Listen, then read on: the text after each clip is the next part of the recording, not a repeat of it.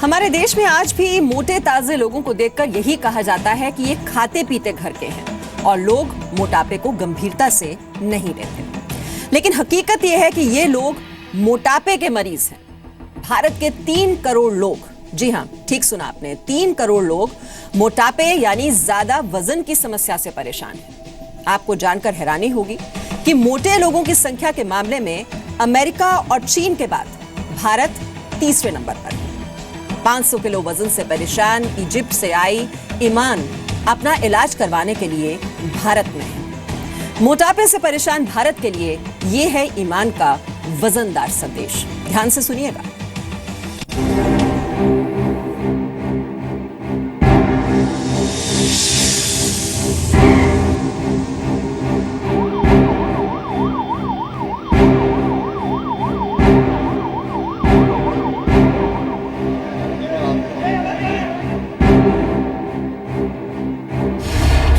दुनिया की सबसे वजनदार महिला ईमान अहमद अपना वजन कम करने मुंबई पहुंची हैं। इजिप्ट के अलेक्जेंड्रिया शहर से मुंबई तक का सफर ईमान के लिए आसान नहीं था। ईमान को एक कार्गो विमान में मुंबई लाया गया है और इसके लिए खास इंतजाम किए गए थे। कार्गो विमान को एक तरह से एयर एम्बुलेंस में बदला गया। जिस घर में ईमान ने 25 वर्ष बिताए हैं, उस घर की दीवार को भी तोड़ा गया, जिसके बाद क्रेन की मदद से ईमान को एक मिनी ट्रक में रखकर एयरपोर्ट तक ले जाया गया। ईमान 25 वर्षों में पहली बार अपने घर से बाहर निकली हैं। कार्गो विमान में ईमान के साथ डॉक्टरों की टीम और उनकी बहन भी थी। मुंबई एयरपोर्ट पहुंचने के बाद ईमान के बेड को फिर से एक क्रेन की मदद से ट्रक में रखा गया और इस ट्रक से ईमान मुंबई के सैफी अस्पताल पहुंची।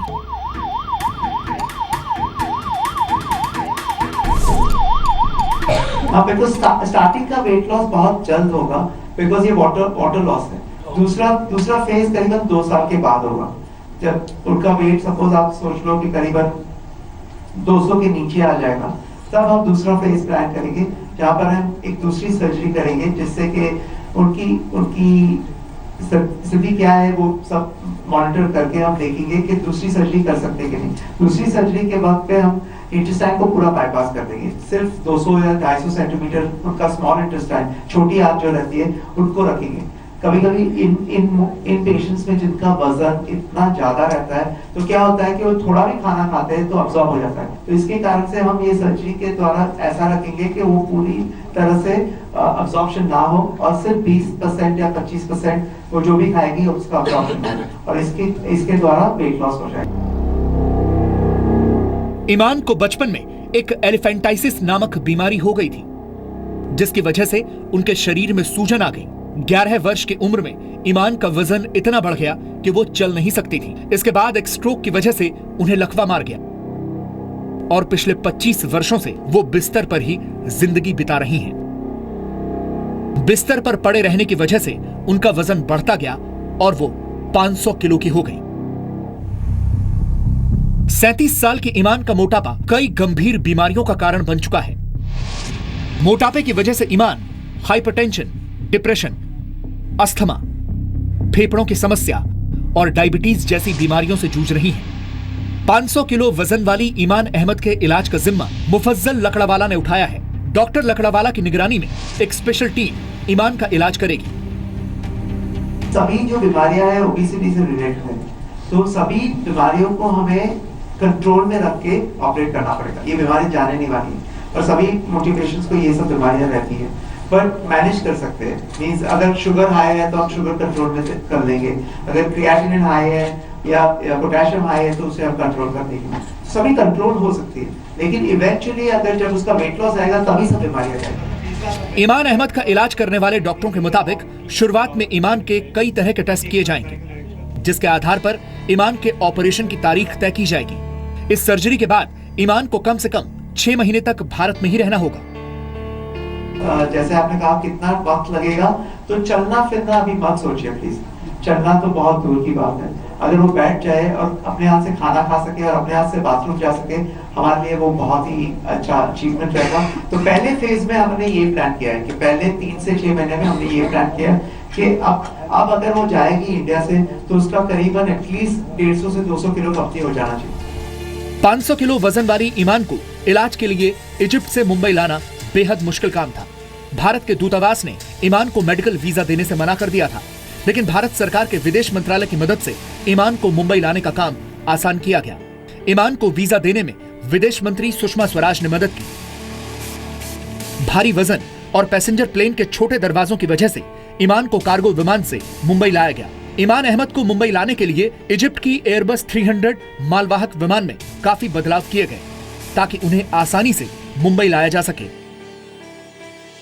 Very happy now, and please pray for her to be good girl, inshallah. Thanks. ईमान अहमद के लिए सैफी अस्पताल में एक खास कमरा बनाया गया है। इसे एक 1 बेड हॉस्पिटल भी कह सकते हैं। इस 1 बेड हॉस्पिटल को बनाने में तकरीबन 2 करोड़ रुपए खर्च हुए हैं। हालांकि सुविधाएं सारी वही हैं जो किसी भी बड़े अस्पताल में होती हैं। यहाँ एक बेड वाला अस्पताल 3000 वर्ग फीट में फैला हुआ है। इसमें एक ऑपरेशन थिएटर, एक आईसीयू, डॉक्टर के लिए एक रूम, तीमारदार के लिए कमरा, 2 रेस्ट रूम और ग्राउंड फ्लोर पर एक वीडियो कॉन्फ्रेंसिंग रूम बनाया गया है। इस स्पेशल यूनिट में हर चीज ईमान के वजन को ध्यान में रखकर डिजाइन की गई है। जैसे 7 फीट चौड़े दरवाजे बनाए गए हैं और बेड भी 7 फीट चौड़ा बनाया जा रहा है। एक तो लॉजिस्टिकल सपोर्ट चाहिए था, जो कि शहर साहब, काजल भाई साहब, मोइज भाई साहब, इन्होंने 3 दिन खुद खड़ा रख के 3 दिन में ये रूम बनाए उनके लिए। ईमान को उम्मीद है कि मुंबई के डॉक्टरों की मदद से वो मोटापे वाली मुसीबत को हरा पाएंगी। लेकिन सवाल यह है कि क्या भारत के लोग मोटापे वाले टाइम बम को वक्त रहते डिफ्यूज कर पाएंगे? फैट बम भारत के 3 करोड़ महिलाओं और पुरुषों के शरीर में फिट हो चुका है। भारत में करीब 1 करोड़ पुरुष और 2 करोड़ महिलाएं मोटापे का शिकार हैं। भारत मोटे पुरुषों की संख्या के मामले में दुनिया में 5वें नंबर पर है, जबकि मोटी महिलाओं की संख्या के मामले में 3रे नंबर पर। भारत में मोटापा, डायबिटीज और हार्ट अटैक जैसी बीमारियों की मुख्य वजह भी बन गया है। प्रॉब्लम ये है कि प्रोसेस फूड के अलावा जो हमारे ट्रेडिशनल इंडियन फूड्स हैं, चाहे वो मिठाइयाँ हो या नमकीन हो, उसमें भी साल्ट या शुगर की मात्रा इतनी ज़्यादा होती है। उसको किस तरह से कवर किया जाए, ये एक ज़रूर है। मेरे हिसाब से अगर पब्लिक को ये पता पड़ जाए कि हमें इतना नमक लेना चाहिए, हम इतना ले रहे हैं और इससे ब्लड प्रेशर, स्ट्रोक हो सकता है, हार्ट डिजीज़ हो सकती है, शुगर ज़्यादा लेने से डायबिटीज़ हो सकती है, कई चीज़ें, हार्ट डिजीज़ हो सकती है। वर्ष 2005 में नेशनल हेल्थ सर्वे में कहा गया था कि पंजाब के बाद केरल के लोग सबसे ज्यादा मोटापे के शिकार हैं, जबकि 2015 के नेशनल फैमिली हेल्थ सर्वे के दौरान शहरी इलाकों में गोवा में मोटापे की दर सबसे ज्यादा पाई गई। सर्वे के मुताबिक गोवा के 32% पुरुष और 33% महिलाएं मोटापे का शिकार हैं। तमिलनाडु में यह आंकड़ा 28 और 30% का था। इसी तरह हरियाणा में 20% पुरुषों और 21% महिलाओं का वजन खतरे के निशान से ऊपर पाया गया है। यह सर्वे 15 से 49 वर्ष के लोगों के बीच किया गया है। हैरानी की बात यह है कि मोटापे की यह समस्या सिर्फ शहरों तक ही सीमित नहीं है, बल्कि मेहनती और सेहतमंद माने जाने वाले गांव के लोग भी अब मोटापे के आगे सरेंडर कर रहे हैं। एनएफएचएस के सर्वे के मुताबिक 2015 में आंध्र प्रदेश के ग्रामीण इलाकों में रहने वाले 27% पुरुष और 27% महिलाएं जरूरत से ज्यादा मोटी थी, जबकि गोवा के ग्रामीण इलाकों में रहने वाले 28% पुरुष और महिलाएं मोटापे की समस्या से जूझ रहे हैं। फूड जो कंज्यूम होता है वो इसलिए कंज्यूम नहीं होता कि वो सस्ता है, नंबर 1। नंबर 2, अगर जंक फूड हम यही क्यों सिर्फ लें, हमारा समोसा, कचौड़ी, पूड़ी, भटूरा, छोला, ये सारे भी तो जंक फूड हैं और जो एक्चुअली सड़क पे मिलते हैं। लेकिन भारतीयों को मोटा बनाने के पीछे कोई विदेशी ताकत नहीं है, बल्कि ये देश के लोगों के खान पान और रहन सहन के बदलते तरीकों का नतीजा है। साथ ही भारत में सेहत बिगाड़ना सस्ता सौदा है और सेहत बनाना महंगा शौक। 2000 कैलोरीज पर आधारित डाइट प्लान के तहत एक व्यक्ति को दिन भर में सिर्फ 20 ग्राम फैट की जरूरत होती है, लेकिन भारतीय इससे कहीं ज्यादा फैट अपने शरीर में पहुंचा रहे हैं। भारतीय घरों में बनने वाला खाना भी थोड़ा और घी और मक्खन डालो वाली आदत के चलते सेहत का दुश्मन बन जाता है। जंक फूड बदनाम हो जाता है और ये माना जाता है कि प्रोसेस्ड फूड है या जंक फूड है, सबसे ज़्यादा फैट उसी में है। तो पहले उसी की बात कर लेते हैं कि जंक फूड में क्या वाकई सबसे ज़्यादा फैट होता है, और जो हमारे सामने इस वक्त बर्गर और पिज़्ज़ा है इसका फैट कंटेंट अगर मैं आपसे पूछूं। मैम अगर मैं दोनों में फ़ैट कंटेंट देखूं तो दोनों में फ़ैट कंटेंट इक्वली है। अगर मैं बर्गर में तो उसके बाद कैलोरी उसके पास अराउंड 219 कैलोरीज रहती है, जिसके अंदर वो अराउंड 17% फ़ैट कंटेंट अपने पास रहता है।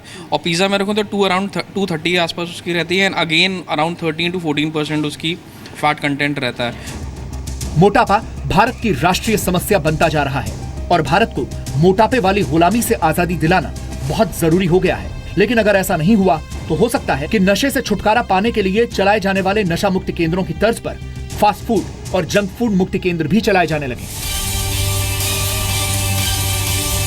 भारत में जंक फूड की जद में बच्चे, बड़े और बूढ़े सभी आते हैं। भारत 35 करोड़ युवाओं का देश है और इतनी बड़ी आबादी के शरीर पर जंग वाली जंक लगना कोई अच्छी निशानी नहीं है। जरूरत है तो फैट टैक्स के साथ साथ लोगों को अच्छी सेहत के प्रति जागरूक करने की, ताकि भारत में मोटापे से जुड़ी बीमारियों वाले टाइम बॉम्ब को वक्त रहते डिफ्यूज किया जा सके। दिल्ली से पूजा मक्कड़ और मुंबई से नित्यानंद शर्मा के साथ ब्यूरो रिपोर्ट, जी मीडिया।